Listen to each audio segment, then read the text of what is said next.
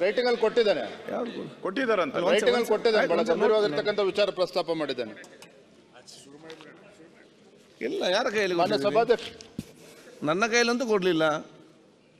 ಯಾರ ಕೈಯಲ್ಲಿ ಕೊಟ್ಟದ, ಯಾರ ಕೈಯಲ್ಲಿ ಇಲ್ಲ ಬಂದಿದ್ದಾರೆ, ಬಂದ ಎಲ್ಲಿಂದ ಬರು ಪೋಸ್ಟ್ ಅಲ್ಲಿ ಬರ್ತದ? ಅಲ್ಲ, ಕೈಯಲ್ಲಿ ಕೊಡ್ಬೇಕು. ಎರಡೇ ನಿಮಿಷ ಪ್ರಸ್ತಾಪ ಮಾಡಿದೆ, ಎರಡೇ ನಿಮಿಷ. ಓಕೆ.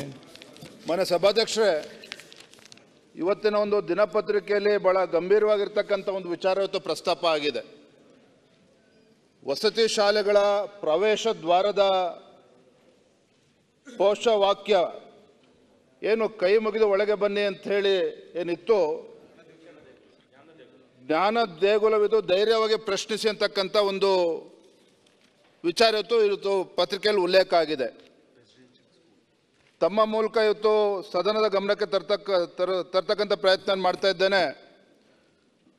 ಸಮಾಜ ಕಲ್ಯಾಣ ಇಲಾಖೆಯಿಂದ ರಾಜ್ಯಾದ್ಯಂತ ವಸತಿ ಶಾಲೆಗಳ ಪ್ರವೇಶ ದ್ವಾರದಲ್ಲಿ ಏನು ಹಲವು ವರ್ಷಗಳಿಂದ ಇದ್ದ ಸತೀಶ್ ಶೂನ್ಯ ಬಂಡವಾಳ ಕೃಷಿಯಿಂದ ಎಕರೆಗೆ 14 ಲಕ್ಷ ಗಳಿಸ್ತಿದ್ದಾರೆ. ನೀವು ಕೂಡ ಅವರಿಂದ ಕಲಿಬೇಕಾ? ಅವ್ರ ಜೊತೆ ವಿಡಿಯೋ ಕಾಲ್ನಲ್ಲಿ ಮಾತಾಡಬೇಕಾ? ಈಗಲೇ ಫ್ರೀಡಮ್ ಆಪ್ ಡೌನ್ಲೋಡ್ ಮಾಡಿ. ದೇಗುಲವಿದು ಕೈ ಮುಗಿದು ಒಳಗೆ ಬನ್ನಿ. ಎಲ್ಲ ನಮ್ಮ ವಸತಿ ಶಾಲೆಗಳಲ್ಲೂ ಕೂಡ ಇದು ಪ್ರಮುಖ ದ್ವಾರದಲ್ಲಿ ಬರೆದಿರ್ತಕ್ಕಂಥದ್ದು. ನಮಗೆಲ್ಲರೂ ಕೂಡ ತಿಳಿದಿರೋ ಹಾಗೆ ರಾಷ್ಟ್ರ ಕವಿಯವರ ಕುವೆಂಪುರವರ ಒಂದು ಸಾಲುಗಳು ಇದು. ಇವತ್ತು ಮಾನ್ಯ ಸಭಾಧ್ಯಕ್ಷರೇ, ಸಮಾಜ ಕಲ್ಯಾಣ ಇಲಾಖೆಯ ಪ್ರಧಾನ ಕಾರ್ಯದರ್ಶಿಗಳೊಬ್ಬರು ಅವರ ವಾಟ್ಸಪ್ಗಳಲ್ಲೂ ಕೂಡ ಸಾಕಷ್ಟು ಚರ್ಚೆ ಆಗಿದೆ. ಅವ್ರು ಹೇಳ್ತಕ್ಕಂಥದ್ದು ಏನು ಅಂತ ಹೇಳಿದ್ರೆ, ಈಗ 0 ಅವರಲ್ಲಿ ಸ್ಪೆಸಿಫಿಕ್ ಪಾಯಿಂಟ್ ಒಂದೇ ನಿಮಿಷ ಮುಗಿಸ್ತೇನೆ. ಜ್ಞಾನ ದೇಗುಲವಿದು ಧೈರ್ಯವಾಗಿ ಪ್ರಶ್ನಿಸಿ ಅಂತೇಳಿ ಮಾನ್ಯ ಪ್ರಧಾನ ಕಾರ್ಯದರ್ಶಿಗಳೇ ಇವತ್ತು ಅವರ ವಾಟ್ಸಪ್ಪಲ್ಲಿ ಹರಿದಾಡಿರ್ತಕ್ಕಂಥ ನನ್ನ ಪ್ರಮುಖವಾಗಿರ್ತಕ್ಕಂಥ ಪ್ರಶ್ನೆ ಏನು ಅಂತ ಹೇಳಿದ್ರೆ, ಒಬ್ಬ ಸರ್ಕಾರದಲ್ಲಿರ್ತಕ್ಕಂಥ ಪ್ರಮುಖ ಸ್ಥಾನದಲ್ಲಿರ್ತಕ್ಕಂಥ ಪ್ರಧಾನ ಕಾರ್ಯದರ್ಶಿಗಳು ಇವತ್ತು ಒಂದು ರೀತಿ ಕುವೆಂಪು ಅವರಿಗೆ ಅವಮಾನವನ್ನ ಮಾಡ್ತಕ್ಕಂಥ ರೀತಿಯಲ್ಲಿ ಇವತ್ತು ಉಲ್ಲೇಖವನ್ನ ಮಾಡಿರ್ತಕ್ಕಂಥದ್ದು ವಾಟ್ಸಪ್ಪಲ್ಲಿ ಹರಿದಾಡ್ತಾ ಇದೆ. ಇದೇ ಸಮಾಜ ಕಲ್ಯಾಣ ಇಲಾಖೆಯಲ್ಲಿ ಧಾರ್ಮಿಕ ಹಬ್ಬವನ್ನ ಆಚರಣೆ ಮಾಡಬಾರ್ದು ಅಂತೇಳಿ ಸುತ್ತೋಲೆ ಹೊರಡಿಸಿದ್ರು ಇತ್ತೀಚಿನ ದಿನಗಳಲ್ಲಿ. ಅದನ್ನ ವಾಪಸ್ ಹಿಂಪಡೆದಿರ್ತಕ್ಕಂಥದ್ದು ಕೂಡ ನಾವು ನೋಡಿದ್ದೇವೆ. ಆದ್ರೆ ಇವತ್ತು ಏನು ಜ್ಞಾನ ದೇಗುಲವಿದು ಧೈರ್ಯವಾಗಿ ಪ್ರಶ್ನಿಸಿ ಅಂತೇಳಿ ಒಬ್ಬ ಸರ್ಕಾರಿ ಅಧಿಕಾರಿಗಳು, ಹಿರಿಯ ಅಧಿಕಾರಿಗಳು ಇವತ್ತು ಮಾಡಿ ಇವತ್ತು ಶಾಲೆಗಳಲ್ಲಿ ಇವತ್ತು ಅದು ವಸತಿ ಶಾಲೆಗಳಲ್ಲಿ ಬದಲಾವಣೆ ಮಾಡಿರ್ತಕ್ಕಂಥದ್ದು ಕೂಡ ಪತ್ರಿಕೆಗಳಲ್ಲಿ ಉಲ್ಲೇಖ ಆಗಿದೆ.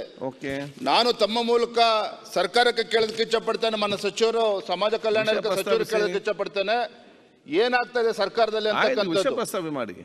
ಇವತ್ತು ಒಂದು ರೀತಿ ಕುವೆಂಪು, ರಾಷ್ಟ್ರಕವಿ ಕುವೆಂಪು ಅವರಿಗೆ ಅವಮಾನ ಮಾಡ್ತಕ್ಕಂಥ ರೀತಿಯಲ್ಲಿ ಇವತ್ತು ಒಬ್ಬ ಅಧಿಕಾರಿ ನಡ್ಕೊಳ್ತಾ ಇರ್ತಕ್ಕಂಥದ್ದು ಬಹಳ ಗಂಭೀರವಾಗಿರ್ತಕ್ಕಂಥ ವಿಚಾರ.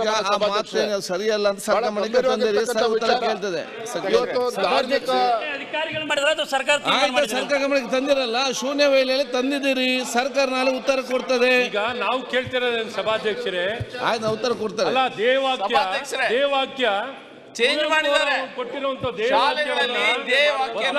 ಅಧಿಕಾರ ಆಯ್ತು ಪ್ರಧಾನ ಕಾರ್ಯದರ್ಶಿ. ಈಗ ಅಲ್ಲ, ಸರ್ಕಾರದಿಂದ ಈಗ ಪತ್ರಿಕಾದಲ್ಲಿ ಬಂದ ವಿಚಾರ ಪ್ರಸ್ತಾವನೆ ಮಾಡಿದ್ದೀರಿ, ಮಾಡಿದೀವಿ. 0 ಅವರಲ್ಲಿ ಮುಗೀತು. ನಾಳೆ ಸರ್ಕಾರ ಅದಕ್ಕೆ ಉತ್ತರ ಕೊಡ್ತದೆ, ಸಮಾಜ ಕಲ್ಯಾಣ ಸಚಿವರು ಉತ್ತರ ಕೊಡ್ತಾರೆ. ಇದಕ್ಕಿಂತ ಜಾಸ್ತಿ ಇದು ಆಯ್ತು, ಒಂದು ಚರ್ಚೆ ಹಾಕಿದ್ರಲ್ಲಿ ಉತ್ತರ ಕೊಡ್ಲಿ ಸರ್ಕಾರ.